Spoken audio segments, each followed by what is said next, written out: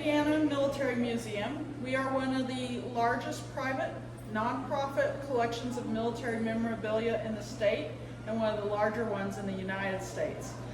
We lay both of our buildings out in a timeline fashion, starting with the oldest conflict and going to the newest conflict. So here you're going to start off down at this case at the very end, and it's going to be Revolutionary War, and then it kind of around to Iraq, Afghanistan.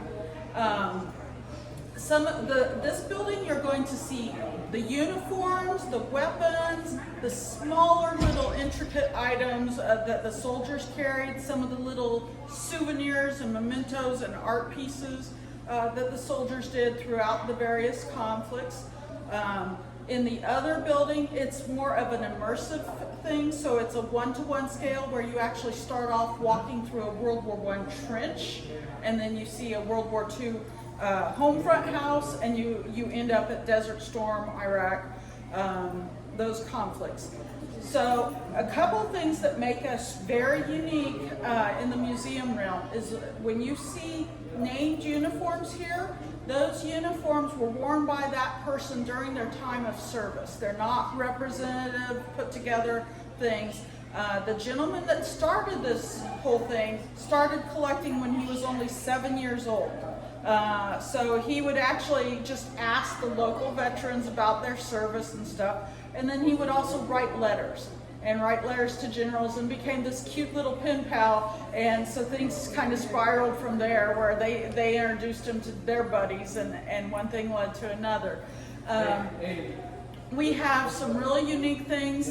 When we can, we're going to restore our artillery pieces and vehicles back to operational status. Doesn't mean that we have great 4th of July displays or that we go joyriding, but it preserves the value. So you're going to see 2 Japanese tanks, a lightweight Japanese tank here and a medium weight Japanese tank in our other building. That's pretty rare because Japanese tanks, 1, didn't really last. They're both from World War II. And 2, when they do get found, they almost always get bought up by private collectors, so they don't get to be put out where the public can see them.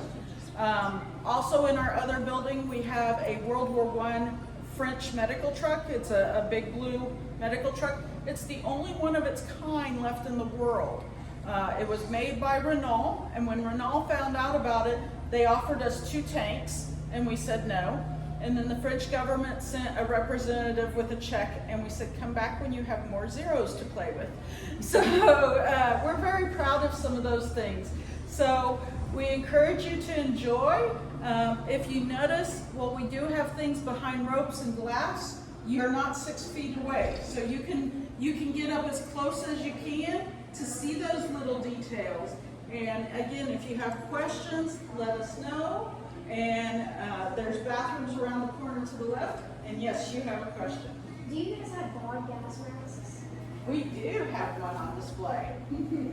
Those are rare. Yeah, we also have a horse that's